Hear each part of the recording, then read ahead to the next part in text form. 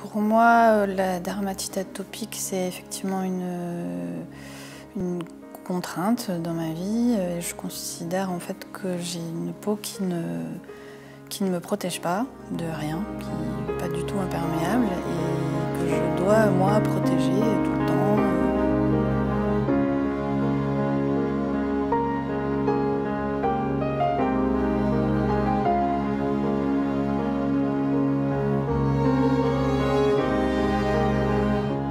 Je m'appelle Marjolaine, je vis à Paris. Je travaille comme pharmacienne dans l'industrie cosmétique.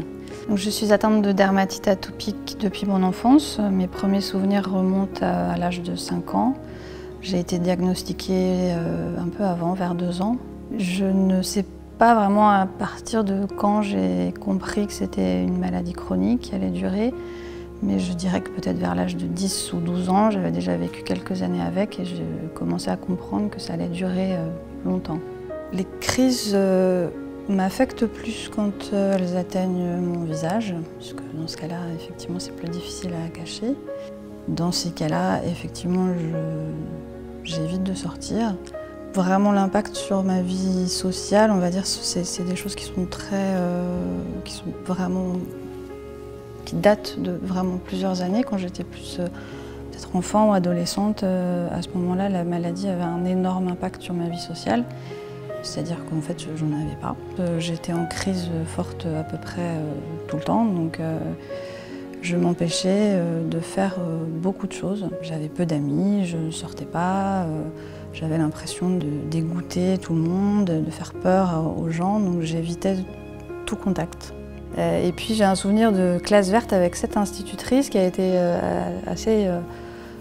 très désagréable. C'est voilà, le premier soir où elle nous a réunis pour organiser la semaine et donc nous a expliqué le fonctionnement des douches. Je pense que c'était des douches collectives. Donc elle expliquait, d'abord ce sera les garçons, ensuite ce sera les filles et ensuite ce sera Marjolaine.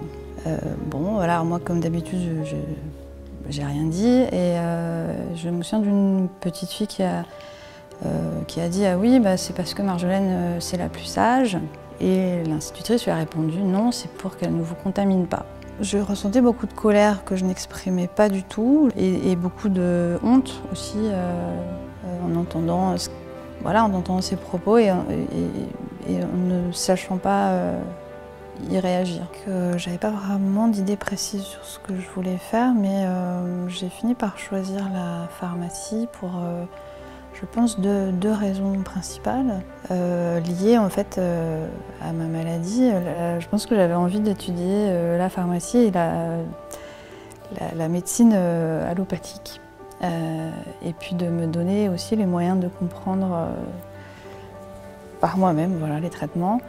Et la deuxième raison, j'ai commencé la pharmacie en me disant que je me spécialiserais dans la cosmétique.